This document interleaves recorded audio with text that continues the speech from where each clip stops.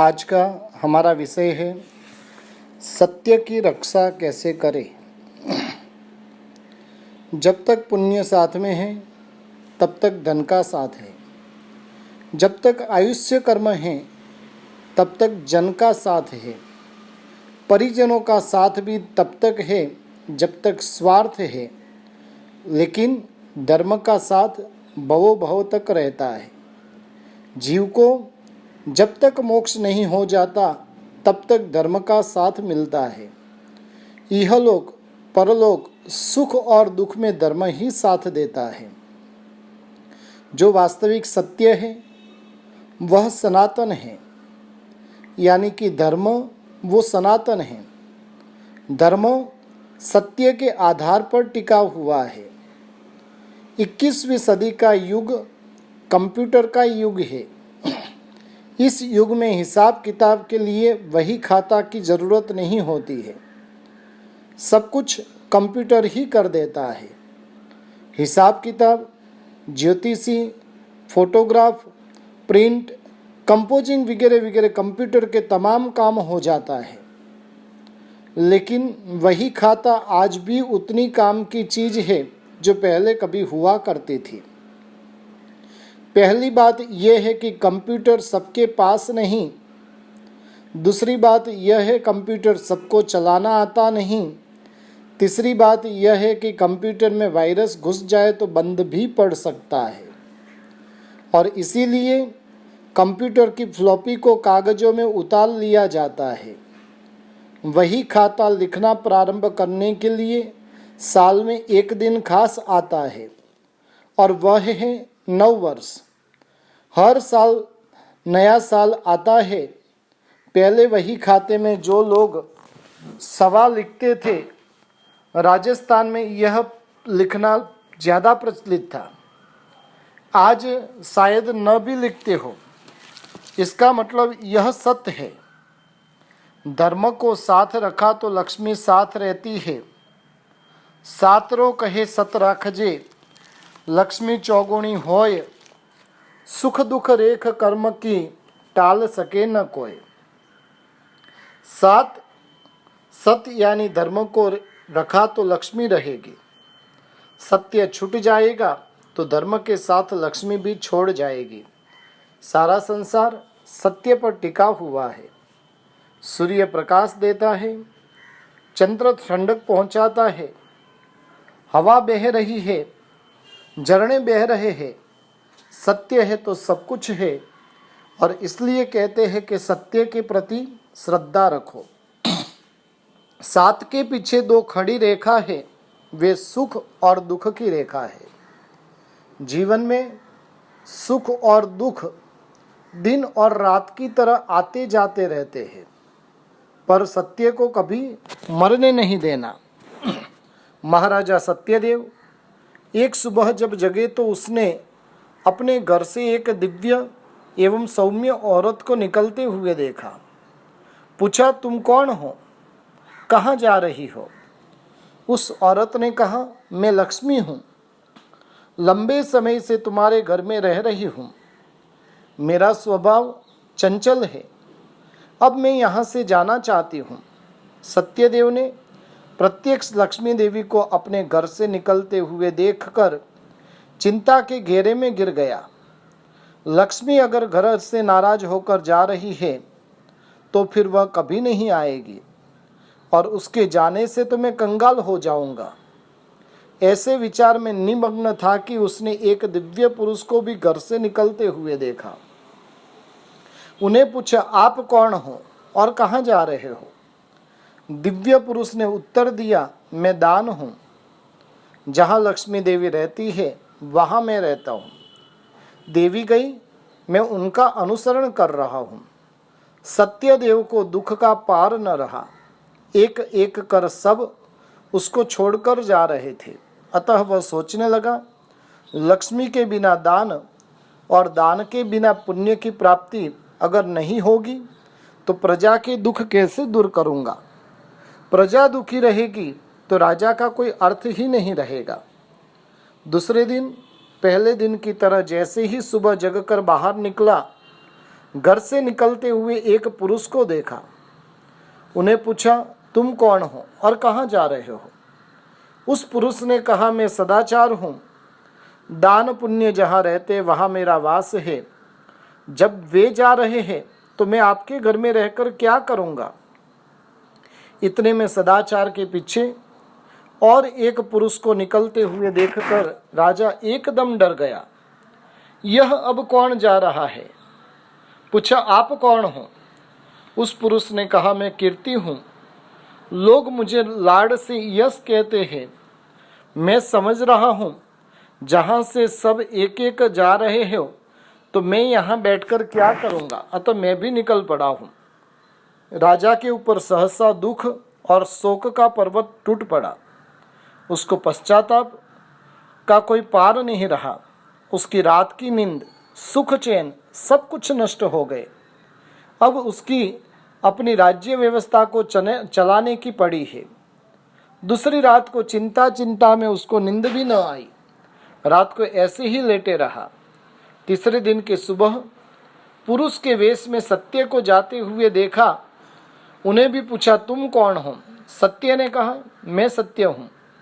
सत्यदेव ने सत्य को कहा, मैं सत्यदेव हूँ, हमेशा सत्य का पक्ष धर रहा हूँ, हरगिज मैं आपको जाने नहीं दूंगा। ऐसा कहकर सत्यदेव ने सत्य के पांव पकड़ लिए। सत्य ने कहा, ठीक है, तुम इतनी आजीजी करते हो तो मैं एक शर्त पर रुक जाता हूँ। तुम मुझे वचन दो कि हर कार्य में सत्य का प्रयोग करोगे। सत्यदेव ने कहा, मैं तुम्हें वचन देता हूँ, हमेशा सत्य का ही प्रयोग करूँगा। सत्य धर्म है, जिनके पास धर्म है उसी की जीत होती है। इसीलिए कहा गया है ना, सत्यमेव जयते। चौथे दिन राजा सुबह उठकर देखता है तो पहले दूसरे दिन जो चले गए थे एक के बाद एक सब वापिस आ रहे हैं। उस समय उनसे सत्यदेव ने पूछा, तुम तो चले गए थे, वापस क्यों लौट आए? सबने एक सुर में कहा, जहाँ सत्य रहता है हम वहाँ रहते हैं। सत्य के यहाँ रुक जाने से हमको वापस आना पड़ा। इसीलिए कहा जाता है कि सत्य पर सारा संसार टिका हुआ है। असत व्यक्ति को दुर्नीति करने में मजबूर करता है। दुर्नीतिपूर्ण व्यक्ति कसाई का शिकार बनता है और दुर्गति को प्राप्त करता है। आपके पास वैभव है, धन है, तो उन्हें सन्मार्ग पर ही व्यय कीजिए। अगर आपको धन कमाना भी हो तो सन्मार्ग से कमाइए। न्याय संपन्न वैभव ही सच्चा वैभव है। गलत मार्ग से कमाए हुए धन से कोई वैभवशाली नहीं बनता है। उसके जीवन में दुष्परिणाम का प्रादुर्भाव होता है। गैर मार्ग से कमाए हुए धन से आप पुण्य कमाना चाहते हो तो यह बालिश चेष्टा है। उससे पुण्य का पड़ला हल्का ही रहता है। लोग झूठ को सच का कवर चढ़ाकर कहते हैं यह सच है। गलत तरीके से धन कमाने के बाद कहते हैं मैंने जो कुछ भी कमाया है मेहनत से कमाया है और सच्चाई से कमाया है। आज भी मैं उसे सन्मार्ग में खर्चता हूँ। एक बिल्डर ने गरीबों की बस्ती को गुंडे के द्वारा उजाड़ दी। उसमें आलीशान फ्लैट बनाए। लोगों का विरोध भी काफ़ी दिनों तक चला। बहुत दिनों तक फ्लैट बनाने के काम में बाधा भी पड़ी। पर जहाँ 2 नंबरी असत कार्य है और पैसे के बलबूते पर सत्य को दफना दिया जाता है, वहाँ भी ठीक वैसा ही हुआ। नीचे से ऊपर महल तक के सभी मिली भगत मिल गए। बिल्डर ने अपना काम निकाल लिया, पर सच्चाई छुप नहीं सकती। बनावट की असूलों से कुदरत के आगे किसका चलता है। उसकी पत्नी और बेटा कहीं एक दिन कार में घूमने गए थे। किसी पहाड़ी से जब कार नीचे उतर रही थी कि गाड़ी की ब्रेक फेल हो गई। कार सीधी खाई में जा गिरी। उसमें आग लग गई। कार में जितने सदस्य बैठे थे सारे के सारे भगवान को प्यारे हो गए। जब बिल्डर ने यह समाचार सुना तो वह पागल हो गया। जो दूसरों की बस्ती उजाड़ने जाता है उसका घर भी एक दिन उजड़ जाता है। सत्य को छुपाया नहीं जा सकता। असत्य की परीक्षा नहीं होती, किंतु सत्य की ही परीक्षा होती है। मिथिला राजा नमी जब राज्य पाट छोड़कर दीक्षित हुए, इंद्र ने सोचा इनकी परीक्षा करूं। सच्चा त्याग वैराग्य वास्तव में इनमें है या नहीं। इंद्र स्वर्ग लोक से मृत्यु लोक में आए। ब्राह्मण का रूप धारण कर नमी राजर्षि के सामने उपस्थित हुए। नमी राजर्षि से पहले ब्राह्मण ने औपचारिकता की बात की, फिर पूछा, तुम्हारी मिथिला नगरी में आग लगी है, उसमें आपका भवन भी जल रहा है, आप उसकी रक्षा क्यों नहीं करते हो?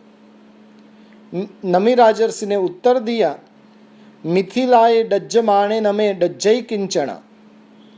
मिथिला नगरी के जलने से मेरा कुछ भी नहीं जलता।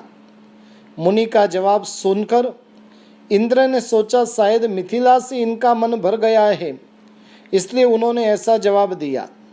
फिर राज परिवार को रोते बिलखते बताकर इंद्र ने मुनिराज से पूछा, देखो देखो, राज परिवार पूरा रो रहा है, महल में कितना शोर शराबा है। मुनिराज ने कहा, उनका रोना मेरे लिए नहीं है, सबके स्वर्ग सब स्वार्थ का रोना रोते हैं। विप्रवर पक्षियों का हरा भरा एक वृक्ष आसियाना था। उस वृक्ष में पक्षियों के घोंसले थे। वृक्ष के धराशायी होने से उनके घोंसले भी बिखर गए। वृक्ष टूट गया, इसका दुख उनको नहीं है। उनके घोंसले अस्त व्यस्त हो गए, आश्रय चला गया, उसका दुख है। सभी अपने स्वार्थ का रोना रोते हैं। इंद्र को एहसास हुआ, नमी राजर्षि सचमुच में ज्ञान गर्भित वैरागी है। अतः वे स्वस्वरूप में प्रकट हुए और नमी राजर्षि को अपना वृत्तांत सुनाया। कहने का तात्पर्य है, परिवार जन सिर्फ स्वार्थ तक साथ देते हैं। जीवन में धर्म का प्रवेश स्वार्थ त्याग से होता है और ग्रह त्याग से संन्यास में प्रवेश होता है। जब तक व्यक्ति में स्वार्थ रहेगा तब तक उसमें धर्म का प्रवेश होना असंभव है। अति असत्य भी सत्य का सहारा ले तो बच सकता है। कोई झूठ बोलता है, झूठ के सहारे अपना काम निकाल लेता है, मगर कभी उसका झूठ पकड़ा गया और कोई समस्या खड़ी हुई तो उसको बचने के लिए सत्य का सहारा लेना पड़ेगा। उसको कबूल करना पड़ेगा, मैंने झूठ कहा था। औपचारिकतावश कई लोग झूठ बोलते हैं। जैसे कोई आपके घर मेहमानगिरी करने आए, आप खातिरदारी में उसको पानी पिलाते हैं, चाय पिलाते हैं, फिर पूछते भोजन तैयार है, भोजन भी कर लो। अगर मेहमान अपना मान ऊंचा रखने के लिए कहे अभी भूख नहीं है, या तो घर से मैं खा के निकला हूँ, हो सकता है उसने औपचारिक बातें की। अधिक आग्रह कराने के इरादे से उसने ऐसा कहा हो। खाने का आग्रह करना छोड़ देते हैं तो आग्रह के चलते भूखा रह जाता है। औपचारिकता के समय उसको भूख रहने पर भी उसने झूठ कहा था, मैं घर से खा के निकला हूँ, तो उसको भूखे तो रहना ही पड़ेगा ना। अगर आप चुपचाप खा लेते तो भूखे तो नहीं रहना पड़ता। असत्य से आदमी को इस प्रकार भूखा रहना पड़ता है। सत्य का त्याग कर अपना बड़प्पन बताने के लिए जो असत्य का सहारा लेता है उसको भूखा ही रहना पड़ता है। असत्य से आदमी को सजा होती है और सत्य से आदमी को रजा मिलती है। एक सेठ का लड़का था, घर खानदानी, माँ संस्कारी, परंतु गलत संगत के कारण लड़का आवारागर्दी करने में होशियार था। उसमें सारे दुर्गुण भी आ गए थे। बेटे की हरकतों से बाप हमेशा चिंता में रहता था। हमेशा विचार किया करता था कि मैंने इसे पढ़ाया लिखाया, अच्छे संस्कार भी दिए, परंतु आज बेटा कुल के गौरव को मिट्टी में मिला रहा है। बेटे की शिकायतें रोज ब रोज आने लगी। पिता परेशान हो गया, बेटे को समझाते समझाते थक गया, पर बेटा सुधरने का नाम ही नहीं लेता है। सेठ को अपनी इज्जत की पड़ी थी, पर बेटे को किसी चीज की पड़ी नहीं थी। अब तो वह दिन दहाड़े चोरी भी करने लगा था। 7 दिन का चोर एक दिन पकड़ा ही जाता है। एक दिन वैसे ही वो चोरी करते हुए पकड़ा गया। राजा ने उसको फांसी की सजा सुनाई। फिर भी राजा को उसको छूटने के लिए छटकबारी रखी कि अगर इसका पिता आकर कहे कि इसने चोरी नहीं की तो मैं इसे छोड़ दूंगा। राजा को सेठ के प्रति श्रद्धा थी, उसका सम्मान करते थे, क्योंकि उस गांव में सेठ ही एक ऐसा आदमी था कि कभी वह गलत करता नहीं था और झूठ कभी बोलता भी नहीं था। झूठे माँ बाप होते तो झूठ फूस करके अपने बेटे को बचा लेते, पर सेठ ऐसा कुछ भी कहने के लिए तैयार नहीं था। जब उसको उसके बेटे के सामने हाजिर कर दिया गया, सेठ ने अपने बेटे से कहा, मैंने तुझे बहुत समझाने की कोशिश की पर तुम नहीं समझे। बेटा, 100 दिन सुनार की तो एक दिन लुहार की। अभी आया ना ऊंट पहाड़ के नीचे। इतने दिन गैर कानूनी काम करके बचते रहे, आखिर पकड़े गए ना। मैं धर्म प्रिय हूँ, सत्य मेरा प्राण है, तुझसे प्रिय मेरा धर्म है। फांसी के तख्ते पर बेटे को ले जाया गया। राजा ने सेठ को कहा, आपके बेटे को फांसी दे दूं? सेठ ने कहा, राजन, बेटा नहीं, इसे चोर कहो, और चोर को तो सजा मिलनी ही चाहिए। बेटे ने बाप को कहा, बापू मुझे छुड़वा लीजिए, मैंने पाप किया, मैंने चोरी की, आज मैं सब कबूल करता हूँ, साथ में यह संकल्प भी करता हूँ, आइंदा कभी भी मैं इस तरह के गलत काम नहीं करूँगा। आप जैसे कहेंगे वैसे ही करूँगा। पिताजी, मुझे बचा लो। राजा ने बेटे को पिता के सत्यवादिता के कारण छोड़ दिया। आज 2 पैसे के लिए लोग झूठ बोल देते हैं, 2 पैसे के लिए लोग सत्य को छोड़ देते हैं, पैसे के लिए लोग सच को झूठ और झूठ को सच करने में माहिर हो गए हैं। पैसे के लिए लोग कुछ भी करने के लिए तैयार हो जाते हैं। लोगों की ईमानदारी चोर बाजार में नीलाम हो रही है। एक व्याख्यान में न्याय संपन्न वैभव के ऊपर व्याख्यान माला आगे चल रही थी। सन्मार्ग से सद्बुद्धि के द्वारा कमाया धन ही न्याय संपन्न वैभव बनता है। एक भद्र आदमी ने खड़े होकर कहा, महाराज जी, न्याय मार्ग की फिक्र धन कमाने वाले करेंगे तो भूखा मरेंगे। न्याय की कमाई से कोई बड़ा आदमी नहीं बनेगा और न ही वह अच्छा मकान बना पाएगा। बड़ा बनने के लिए उसको काला दौरा करना ही पड़ेगा। न्याय और सत्य धंधे में नहीं चलता है। मैंने कहा, आटे में नमक डालो तो रोटियां स्वादिष्ट बनती है, परंतु नमक में आटा डालोगे तो क्या उसमें से रोटी बनेगी? उसने कहा, ना। मैंने कहा, इतना कपट धंधे में हो सकता है? नमक की रोटी कभी नहीं बन सकती। झूठ का आयु बहुत कम है, सत्य तो सनातन है। आप लोगों की कमाई कितनी है कोई आकलन नहीं कर सकता, क्योंकि विश्व का बाजार उधारी पर चलता है। आवक का हिसाब लगाओ, साथ में जावक का भी हिसाब लगाओ। जिसके पास से आपको लेना है वे भी आपको धमकियां देते रहते हैं। जिसको आपको देना है वह भी धमकियां देता है। धमकियां आ रही है इसलिए आपका माल आपने 2 नंबरी से दिया है, चोरी छिपी से दिया है, शेर सट्टा MCX का धंधा किया है, सरासर 2 नंबर का धंधा। झूठ फरेबी का धंधा लग गया तो माल नहीं तो रातों रात पाए माल। बड़ा होने का सपना देखना बुरा नहीं है, पर रातों रात बड़ा होने का सपना देखना बुरा है। 2 नंबरी करने से ही लोग रातों रात बड़े हो सकते हैं। अनीति करने से ही आदमी बड़ा बन सकता है। आज लोगों के पैसे जो डूबते हैं वे सब 2 नंबर के पैसे ही डूबा करते हैं। 1 नंबर के पैसे, ईमानदारी के पैसे बाजार में फेंक दो तो भी वह वापस अपने हाथ में लौट आते हैं। एक बहू ससुर जी से धार्मिक चर्चा कर रही थी। अनीति का पैसा घर में आता है तो भय, उद्वेग, रोग और शोक साथ में लाता है, परस्पर में झगड़ा कराता है। ईमानदारी का पैसा वह सुख देता है, शांति देता है। सरे बाजार में फेंक दिया तो भी वापस लौट कर आता है। सेठ धार्मिक और ईमानदार था, कभी गलत मार्ग से उसने धन कमाया नहीं था। अतः बहू की बात सुनकर अपने भाग्य की आजमाइश के लिए एक सोने के सिक्के में अपना नाम खुदवा कर चमड़े में मढ़कर सिक्के को भरे बाजार में फेंकवा दिया। शहर में झाड़ू मारने वाले मेथर ने कचरे के साथ उसको पानी में बहा दिया। फलतः चमड़े से मढ़ा सिक्का मछली के पेट में चला गया। मछुआरे ने उस मछली को पकड़कर बाजार में बेची।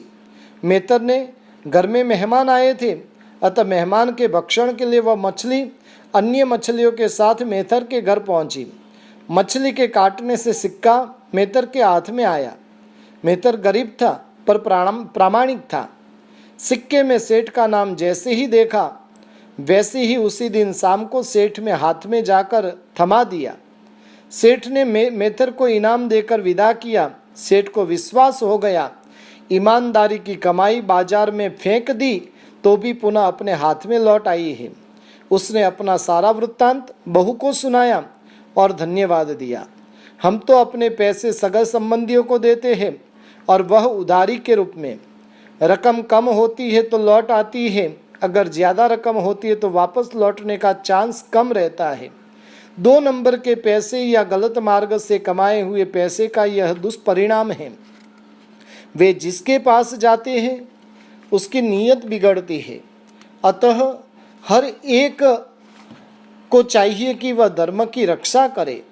उस धर्म की रक्षा करेंगे तो धर्म भी हमारी रक्षा करेंगे। अतः कभी भी जीवन के अंदर सत्य का सहारा लेना चाहिए और सत्य के आधार पर जो जीता है उसे कभी भी पछताना नहीं पड़ता है।